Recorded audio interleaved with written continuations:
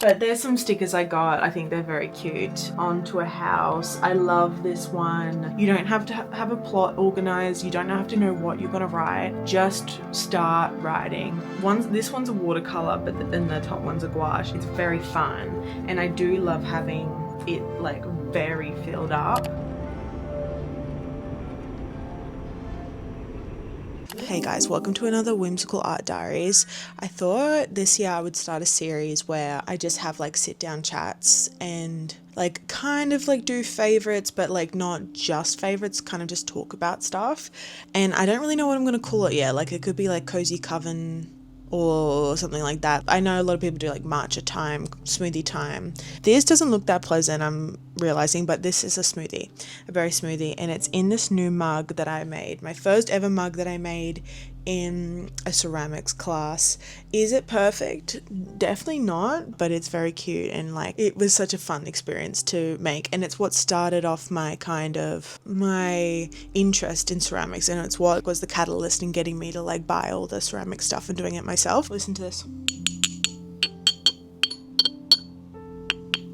I love the sound of ceramics.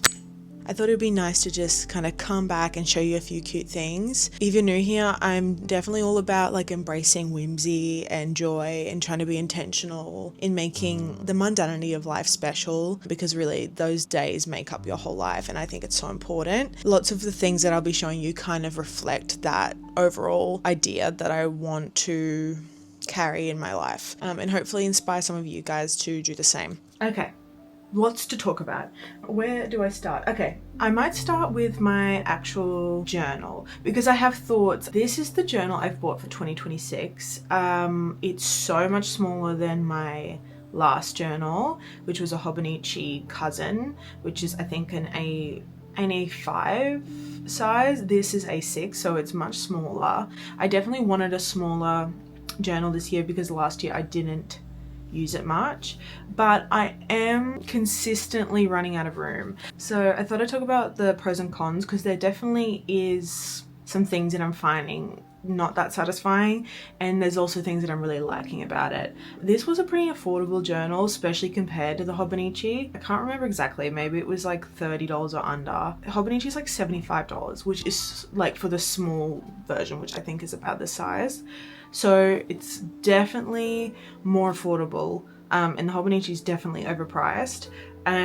But the paper, I'm really missing the paper of the Hobonichi.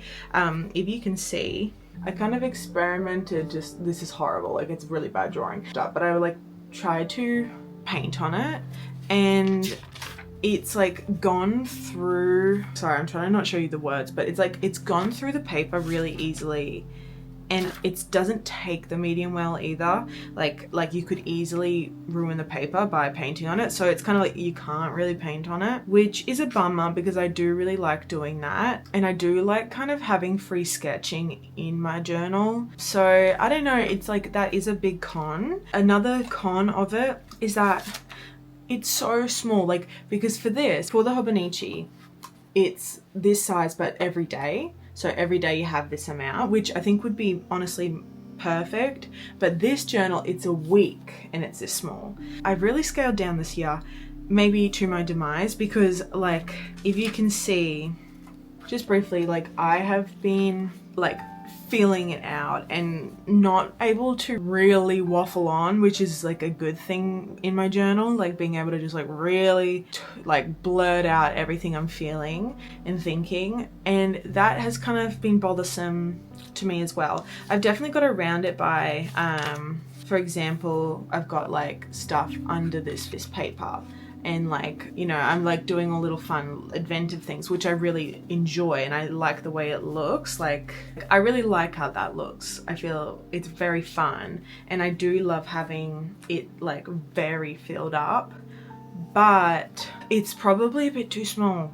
And I don't know if I should just keep going with this journal or if I should buy the Hobonichi. The pros of this is that it's so compact. I take it everywhere because it's literally like it fits into my smallest bag. And I do love the junk journalness that I thought I would with this journal. But there's a few things about it that are bothering me. The size and the paper not being able to be not to hold paint and other medium, because I really enjoy that. And the last thing, it's so small that I can't really fit in photos, and that's like was such a big joy in my last one. But if you can see, like, even this, it's kind of like, where would the photos go? It'd have to go over like my Saturday and Sunday, and I've kind of already done that. Like Friday and Saturday haven't happened, but I wanted to put this in to make it cute. Like, it's a little small. It's a little small. So I don't know, because I don't want to waste this. And I really, like, I also don't want to waste the spreads that I have, because they're really, like, a lot has happened in the last month. And I feel like, you know, I definitely don't want to scrap this journal, because it's important, all the stuff in here, to the documentation of my life. But I don't know, guys. Well, I don't know what to do. I don't know what to do. In saying that, if you're someone who just wants to start journaling and do very like minimal effort, but like feel good about like filling up each page, this is a great option. It's from Kikki K. It's got a monthly overview, which so cute. Then it's got like the weekly. So yeah, I don't know. Another thing I did though to make it better is like I put a little pouch in it with like heaps of stickers and like green scrap paper, so I can write more and like incorporate it into the journal. But it's like a jigsaw puzzle. A bit unfortunate that it's not perfect, but I'm glad I've experimented with it though, because I think I've realized like I definitely like a smaller size. It's just like this is so compact, and this small, and then being like only a week overview, maybe it's just a bit too small. But alas, we'll see. Speaking of journaling, I'll just show you a few stickers I got. I went to Melbourne, and like for people who don't live in Australia, Melbourne's essentially like one of the main cities in Australia, and it's kind of known for its artsy, progressive scene, and like it's very much a happening city. I talk about Brisbane a lot because that's the city I live in. Melbourne's like kind of like Brisbane on steroids. Okay, Brisbane's like a small city in comparison to Melbourne. Anyway, I went there because my friend lives there, and I really loved it. It was a great trip. Last 2 days though, did get food poisoning, was bedridden. Okay, that was terrible, and really out of the blue. I got it from a burger, I'm pretty sure.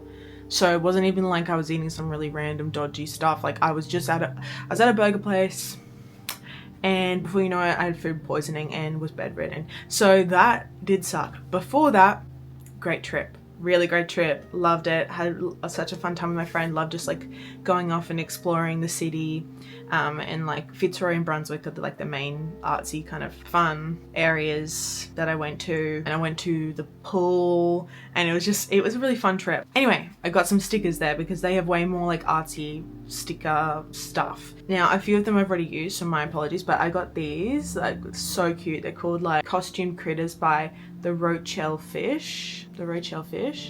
I really like these. I think they're so cute and fun. As you can see, I've already used them. I wish I bought more of these. I planned to go and buy more stickers from the shop, but then I got sick and I couldn't go. And then I got this, which I just thought was cute. It says Endlessly Curious, and I just resonate with that, and I just thought it was cute. And then I got one of these for each of my friends. It is the skunk in Adventure Time. Like, even if you've watched Adventure Time, you wouldn't know because it's such a subtle detail, but as soon as I saw it, I was like, hey, that's from Adventure Time. I'm gonna double check this, but I'm pretty certain Ice King brings it to something like randomly, and it's just like it's just in one shot, but like clearly it stuck with me. Yes, I know it. It looks a bit different. Mind you, but it's the same skunk. Okay? Like, yeah, and Ice King gives it to Jake. This is a really good episode, by the way. Anyway, bit of a sidetrack. But there's some stickers I got. I think they're very cute, and love stickers. Another thing I want to talk about is my art. I feel like even though I've really had a creative slump with making videos, I have really been enjoying drawing.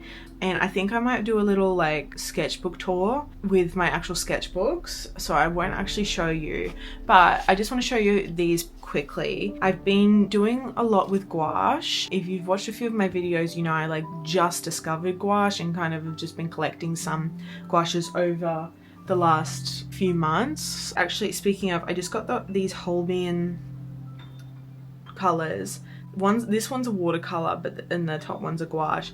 They're both gorgeous. Holbein is really, really good. Their watercolors are amazing too. I really couldn't recommend them enough. I think they are such a good brand. Anyway, I've been using them and my Prismacolors to like do these little watercolor things. So, and I just thought I'd show you these ones that I made the other day. This one is probably my least favorite, but it's just, it's still pretty. Like, my goal is to do kind of like abstract landscapes, or like even just like the memory of a landscape, like the idea of a landscape. It's not supposed to be like realistic, obviously, but I really love the colors in this. Only thing that I didn't do with this, which I should have, is do the border, because I feel like having the masking tape border looks a lot better with these, and I will show you what I mean with these ones. This is another one I did, again, like really simple, but I just love the feeling that I get from these. Like, it's very whimsical. Like, I see them as like illustrations in a book kind of thing. But yeah, I really like this one. Very simple, those two. This one a little bit more detailed. I really like this one as well. It makes me just feel like a mystical land that I want to be a part of, and I really like capturing that. Like, I think if you've seen a lot of my art, I think a theme that I didn't even know I had really is that like I love to capture kind of like a fantastical feeling, and like a whimsical fantastical world is really like my vibe. Like, I have very like elven features of my people, and like my colors are very like kind of like out of this world depictions of things, I guess. And I don't know, I just love that. It makes me feel, it's like my creative world that I build through my creativity. So this is just kind of an extension of that, which is fun to like be able to actually make landscape kind of things. Last year I was talking a lot about wanting to do more physical media, and it's nice that I'm like making things that I actually like. Because I think I did a project that I filmed that I like specifically like had a meltdown about, because I tried to do something using physical media and it was horrible and I hated it. It's just nice that like I'm kind of like having breakthroughs, and it goes to show you like you just need to make, and you need to have adversity, and you can't be talented all the time, okay? This is my favorite one. I love this one. This one is like a wolf, a girl on a wolf looking onto a house. I love this one. This one also, actually, I had a lot of mistakes in it. Initially I just wanted it to be gouache, but this wasn't like, all the greenery wasn't working, so I did a lot of Prismacolor on top and then Prismacolor on the wolf, and I just actually have ended up loving how this one turned out.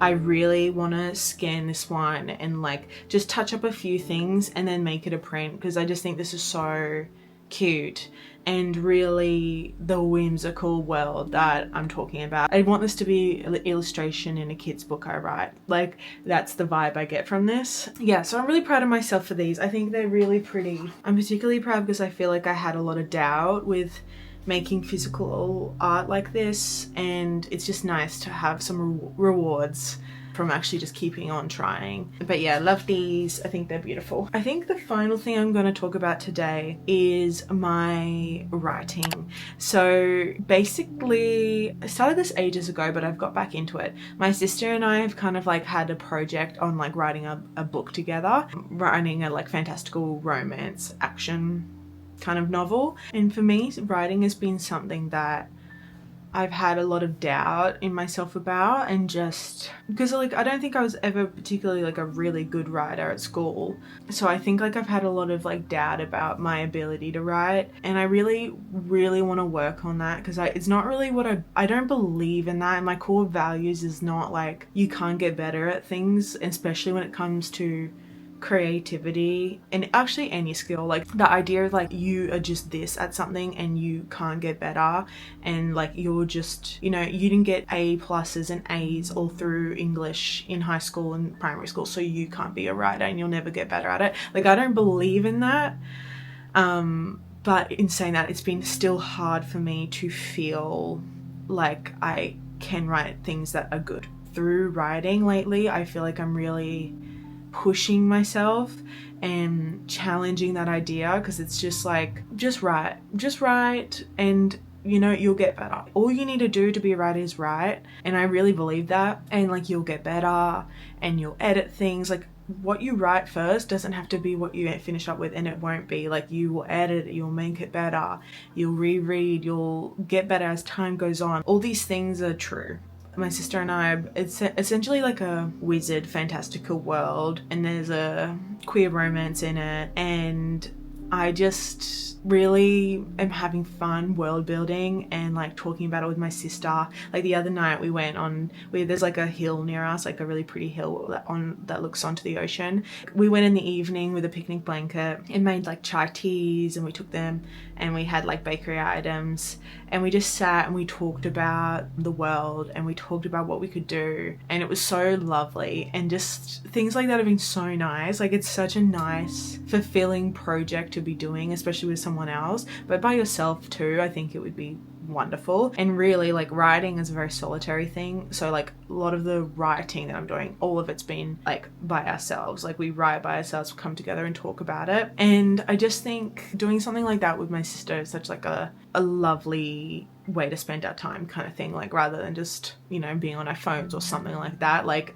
writing a story together, are you kidding me? And like there's no time pressure on it. It's not like one of those things that like you have to, like, I'm really like, oh, we have to make money out of this. Like it's not like that. It's just like a really fun project just for us. And like the dream of like getting it published and having people read it is obviously a factor. Like it's exciting to think of that, but it's not like something that's like, okay, we need to get this done so we can like publish it, you know. Like it's going to be a lifelong thing that we can do. It's just such a nice project. Yeah, I just thought I'd say that because I just think if you are interested in writing or stories, anything like that, like art, poetry, like just write, like make this your year to start writing things down, having a go, like sitting down for 10 minutes and just seeing what comes up. You don't have to have a plot organized. You don't have to know what you're going to write. Just start writing. Through doing this, like I've discovered, like there's just some magic that happens when you actually just put yourself down to write. Things just come to you and you just make plot. You know, this is my experience. This wouldn't be everyone's, but like I think a lot of people get hung up on like, what do I write? I don't know what to write about. Like I don't know